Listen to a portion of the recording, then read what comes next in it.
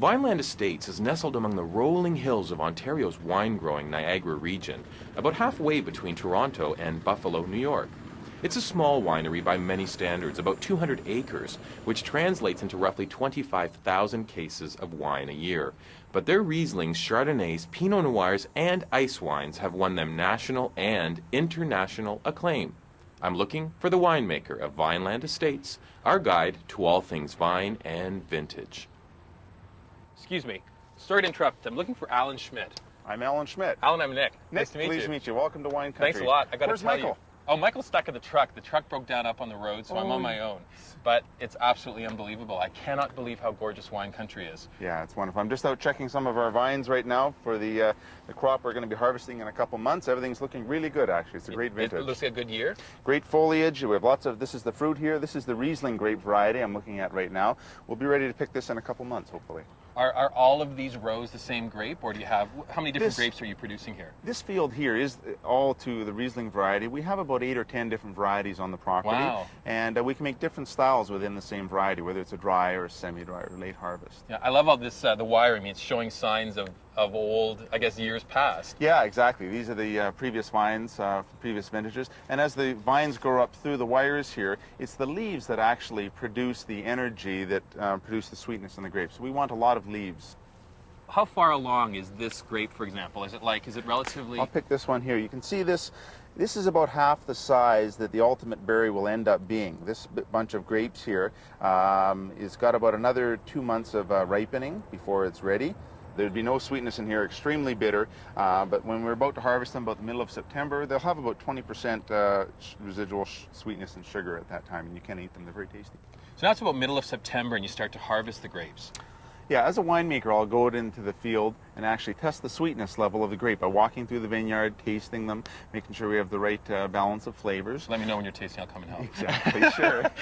Then what happens is we take the grapes back and we crush them and press them, remove the juice from the stems and the skins, and then we'll add a cultured yeast from the lab, put it into the juice. The yeast is actually a living organism, and it feeds on the sugars of the juice and produces carbon dioxide gas and alcohol, which remains in the wine. The higher the sugar level, the higher the alcohol. So that's why we want to monitor it very well in the vineyard.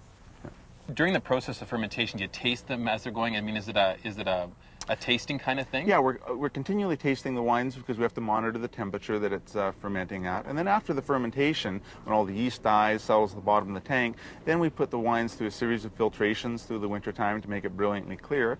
And then we may elect to have some of the wines to be aged in oak barrels at that time. Until we get just the right oak flavor, we don't want too much saturation of oak. We want a nice balance in the wine. And we'll take them out of the barrel and we can put them back in a tank, or we may elect to bottle them at that time and do some bottle aging as well. So I guess from the barrel into the bottle. Generally, this is about the springtime or summertime each year when we do all the bottling. All the tanks have to be emptied for the new harvest each year. Yeah. So the bottling process takes about a month or so, and then we will keep the wines in our warehouse maybe for another year or so to age them in the bottle, or we may elect to release them right away. Some wines, as soon as you bottle them, are ready to consume. Others you want to age a little longer.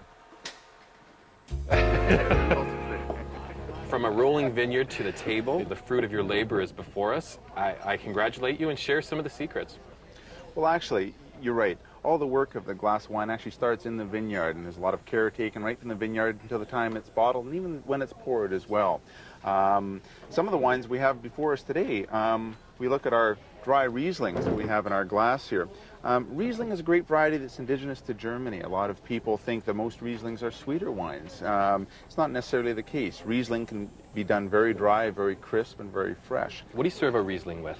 Riesling is actually a very good food wine. What you want to match Riesling with is a lot of grilled foods or wines that are foods that have a lot of cream sauces and heavy sauces, because Riesling has a lot of natural acidity to it, and it's the natural acidity that cuts through the flavor of your food, which is the ultimate job of a wine.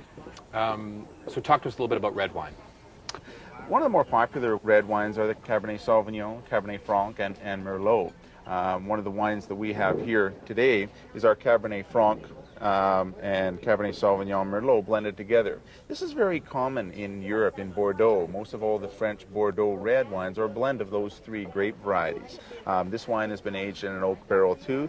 Very robust, very deep color to it. Goes very well with heavier meats. How about game? Like, are we looking at venison? Is it that kind of... Exactly. There is lighter red wines that you can have, perhaps a pinot noir or some other varieties that you may want to have with pork or lighter meats. But heavy, gamey meats and beef, definitely a Cabernet or a Merlot would be a great combination with that. What do? I want to shop. I want to go buy some wine. Give them some tips on how to buy a bottle of wine. Yeah, there's a lot of... Wine is a subjective evaluation. Like I said, it's much like critiquing art.